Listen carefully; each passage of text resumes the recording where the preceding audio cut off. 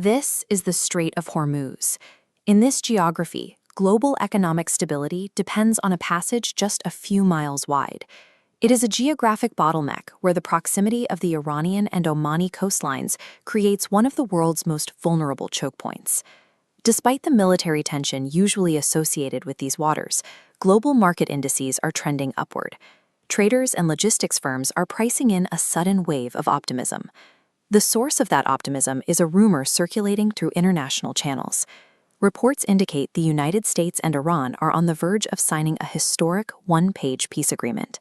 Financial markets are acting as if the deal is already finalized.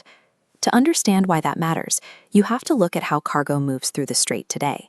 Commercial shipping currently relies on Operation Freedom, a continuous, heavily armed escort operation provided by U.S. carrier strike groups.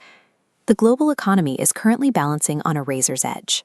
Stability depends entirely on a fragile diplomatic document that has not yet been signed. Then, the situation shifts. From a podium, Donald Trump announces the immediate termination of Operation Freedom. The escorts are stopping. The administration's logic is based on the expectation of peace. If a long-term deal is imminent, the White House sees no reason to continue the high cost of escorting civilian ships through the Gulf. The policy change takes effect instantly. The moment the order is given, the U.S. Navy pulls back its protective shield, leaving the shipping lanes open. Within minutes, civilian crews find themselves isolated. Massive, slow-moving cargo ships are navigating these hostile waters without any military coordination or protection. Acting on a premature assumption of diplomacy created an immediate physical vulnerability. The U.S. gamble on a peace deal left the world's most critical supply line exposed.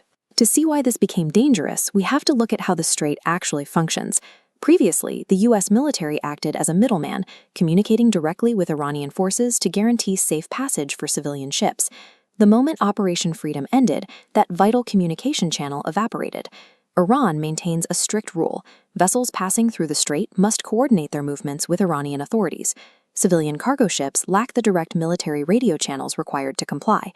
The consequence of this communication blackout is a direct strike. An Iranian projectile swarms and hits the St. Antonio, a French cargo vessel operated by CMA CGM. The human cost is immediate. The Filipino crew manning the vessel sustains heavy injuries, requiring urgent medical evacuation from the zone. Remoting U.S. military coordination transformed neutral multinational logistics into active military targets. News of the strike sends an immediate shock through the international shipping industry. Companies across the globe order an emergency halt to all maritime traffic in the region. The target, CMA CGM, is the third largest container shipping line in the world. The logistics nightmare cascades quickly. Within hours, 14 French vessels and dozens of other international ships are stranded, creating a massive blockade at the mouth of the Gulf.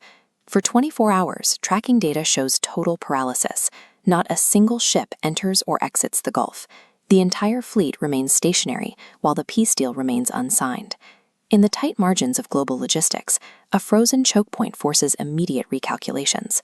A single day of paralysis here translates to week-long cargo shortages and price spikes on shelves halfway across the world.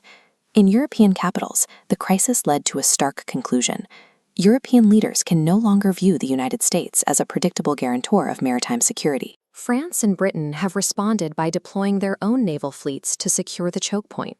They are taking responsibility for the security of their own commercial vessels. This new European armada is moving rapidly. The French aircraft carrier group has already crossed the Suez Canal to establish an independent security umbrella in the region. The 24-hour crisis shattered a core assumption of the post-war era, that Washington's security umbrella is permanent and predictable. Allied nations are now building their own military frameworks.